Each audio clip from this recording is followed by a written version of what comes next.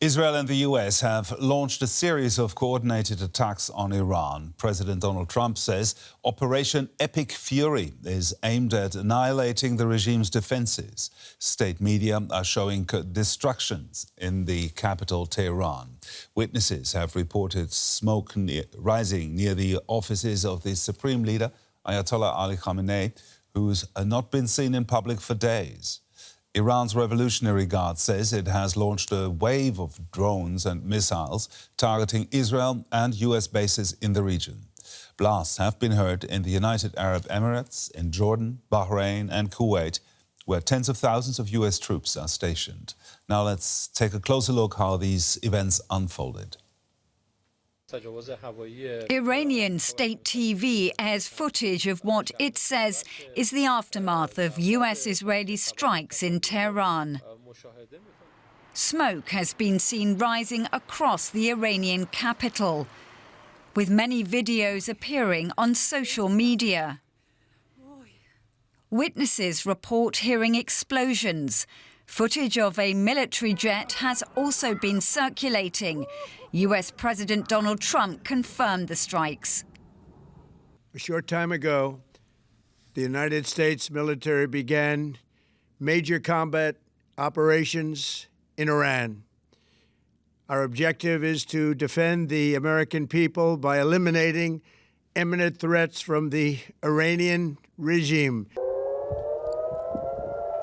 Sirens have been blaring across Israel as the country warns its citizens to prepare for retaliatory attacks. Israel says its defense system has already intercepted missiles launched from Iran. Israel's Prime Minister was quick to justify why the country took action. Challenging days await us. Every military action involves risk. But the risk of not acting is much greater, because if we do not act, we will get a nuclear Iran, an Iran with tens of thousands of ballistic missiles, an Iran that will work to destroy us and will be immune to our countermeasures. As a people who want to live, we have no choice but to act.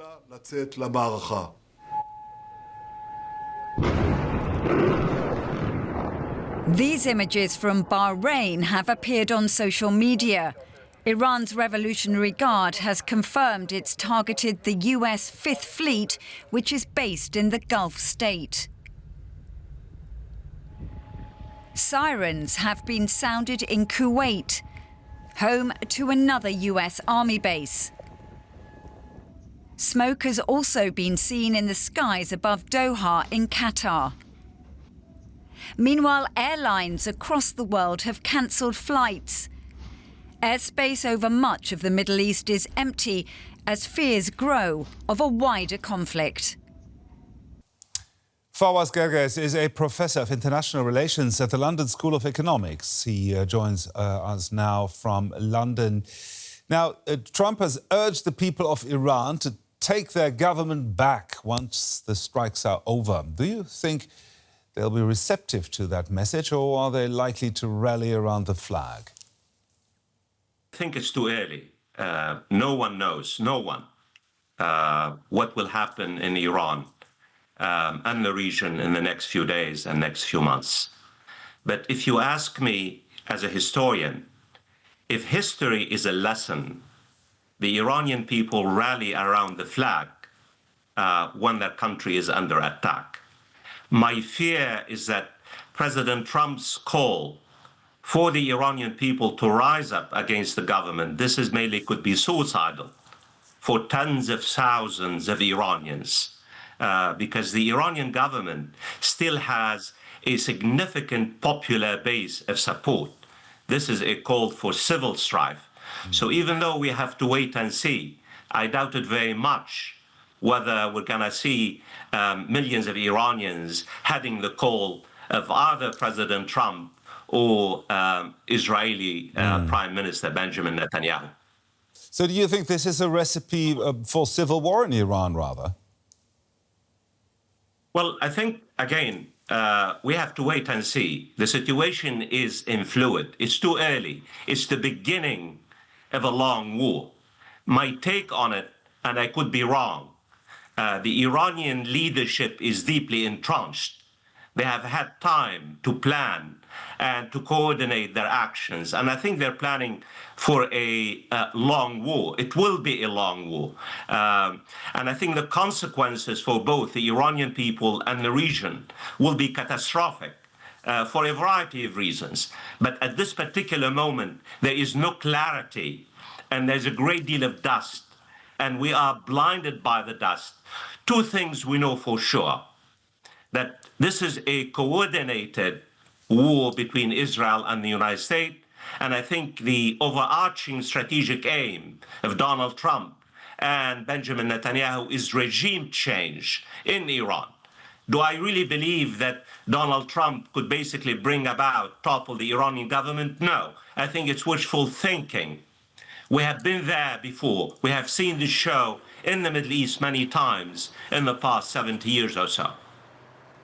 So you don't think that Trump's goal of destabilizing the government, at least, and sort of trying to push the opposition, that is realistic? Well, look, do I believe that the American-Israeli attacks on Iran will devastate Iran? Absolutely. I think what Donald Trump and Benjamin Netanyahu are trying to do is to basically kill as many top leaders in Iran as possible, is to destroy the military and security and strategic infrastructure of Iran, is to wipe out any kind of really strategic weapons in Iran, and they could do so.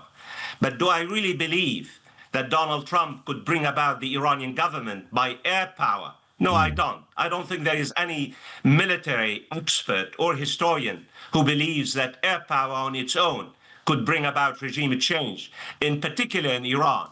This Iranian government, the Islamic Republic, is deeply entrenched. It has a major popular support, even though millions of Iranians would like to bring about change in Iran, and we've seen the protesters. So, yeah, I think President Trump not only aim is unrealistic, I think it's wishful thinking. But the reality is, regardless of what we think of the Islamic Republic and its repressive nature, this is an illegal, unjust, and illegitimate war. It's a war of choice.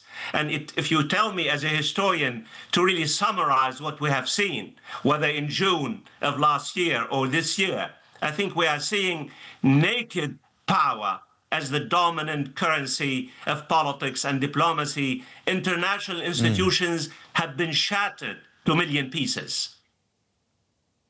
Now, what kind of actions do you expect Iran to take now if they find themselves under continued waves of attack? Well, look, I mean, I think Iran has very limited choices. Iran's skies are almost open. Its air defenses are non-existent. And that's why I believe that the American-Israeli attacks will be devastating to Iran. So Iran will try to prolong the war. Iran will play for time. Iran will basically realize this is a long game. And this is really the overarching strategic aim for Donald Trump and Benjamin Netanyahu is regime change in Tehran. The overarching aim of the Iranian regime is basically resilience, is resistance, is to basically absorb the first and the second and the third shocks and basically continue to resist, even though what we have seen so far is a minimalist response on the part of the Iranian governments, because I think they are positioning themselves for a long, long war, as President Trump and Benjamin Netanyahu have made it very clear. Last question, briefly, please. So you're saying that the strategy of the US and Israel is doomed to fail? Absolutely.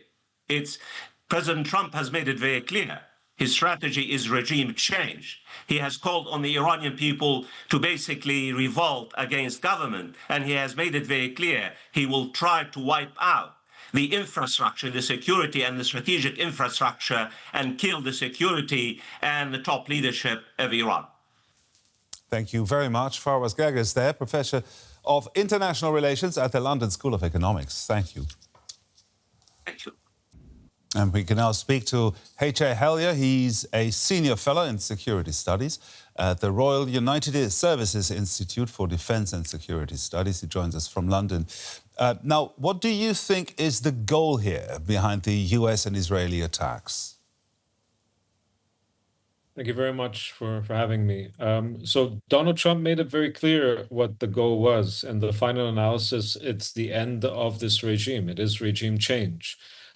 There were mentions around the nuclear program, but the Omani foreign minister made it very clear in public on American television yesterday that he thought they'd come very close to a deal on precisely that issue. And what you've seen earlier today as well in the Israeli press is confirmation that the Israelis are trying to target and assassinate the senior leadership of Iran, including the supreme leader. So it's clearly about regime change. The question is what sort of damage is going to have to take place before they think that they've actually achieved their goals in this regard. Do you think that's a valid proposition to achieve regime change from the air, if you will? No, I don't. And I think that any time that you've seen the fall of a regime in history, it has necessitated one of two things, either an external ground force or some sort of mass defection on the ground that then becomes the alternative source of authority. In this case, I don't think you have either one of those. We haven't seen an organized opposition on the ground that would be able to take power in Iran without there being additional forces from outside and not from the air, but on the ground. And I don't think that we're going to see American troops or Israeli troops or any other troops that are going to be willing to go and actually put forces on the ground, boots on the ground. Now let's talk about the Iranian reaction, the retaliation with the attacks in other Middle East countries. Is that what could be expected? It was entirely expected. I don't think it's the best calculation. The idea seems to be that this will put pressure on these countries to then try to pull the Americans back and to end these strikes. What is equally likely, and frankly probably more likely at this point, is for those countries that didn't want this war, did not want these strikes on Iran, but for these countries to turn around and think, well, this is the chaos that we've been worried about, and we are now in the firing line. We are in the crosshairs. We are now targets. So they're going to be looking for ways to repel that threat, and repelling that threat is probably going to involve the Americans. I think that's a very likely scenario, that these strikes on these countries by the Iranian regime is likely to push them towards thinking that, well, maybe we should align more clearly with the American plan at this point, because the scenario has already unfolded. We're already in a war, and we need this to end. Now, do you see this then as a brief, decisive campaign, as which it is surely planned, or is it likely to become a more prolonged affair? I'm not sure it's planned as a brief, decisive campaign, unless you mean not years, but I don't think this is meant to be just a couple of days or something like that. I think that there's much more of an appetite in DC and among the Israelis to really go all the way when it comes to this. So this could be days, it could be longer. The issue, I think, is going to be when the Israelis and the Americans realize that if they're looking for regime change and there isn't an alternative source of authority on the ground that could take power, then what do? At this point, even if the top leadership of the Iranian regime were all to be assassinated, you still have arms, weapons, the monopoly of force being centered almost exclusively in regime institutions. So some sort of alternative authority is likely to arise, but it would be from within the regime. It wouldn't be, as of yet, it wouldn't be from outside of it. So barring any mass defections, I think that that's the way that's going to play out. Now let's look at the other two major power centers globally, Russia and China, which have requested an urgent meeting of the UN Security Council. What can we expect from that meeting? I think you can expect a lot of condemnations at the UN Security Council from the Russians, from the Chinese, and frankly, from many in the global south with regards to this. A few isolated Western actors, for example, the Spanish and the Irish were pretty vocal, the Norwegians, the Swiss, in not wanting this to go forward. And now that it's gone forward, are still clear that they think that it shouldn't have gone forward and that they're looking for a way to de-escalate. But I don't think that any of this is going to materially stop the American-Israeli campaign. I think that they've decided that this is the way they want to go. They're not interested in some sort of restraint in this regard. If they see that they have an opportunity, then they're going to take it. That's exactly what they've done. And I think at the UN, it's going to be a lot of mudslinging in different directions. But operationally on the ground, I don't think much is going to change. Now, given the fact that Trump came into office on the promise of ending wars and decidedly not starting new ones, how long can he keep that up? And at what stage will he lose support, both from his party and from his base? So I think within the United States, this is likely to get fairly unpopular fairly quickly.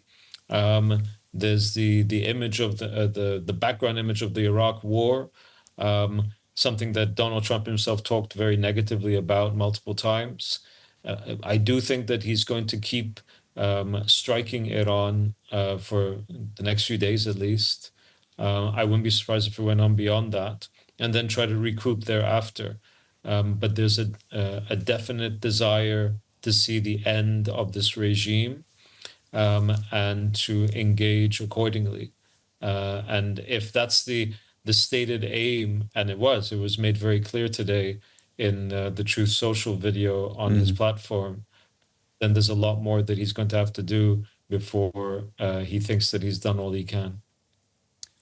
Thank you very much. Hellyer, Senior Fellow in Security Studies at the Royal United Services Institute. Thank you very much.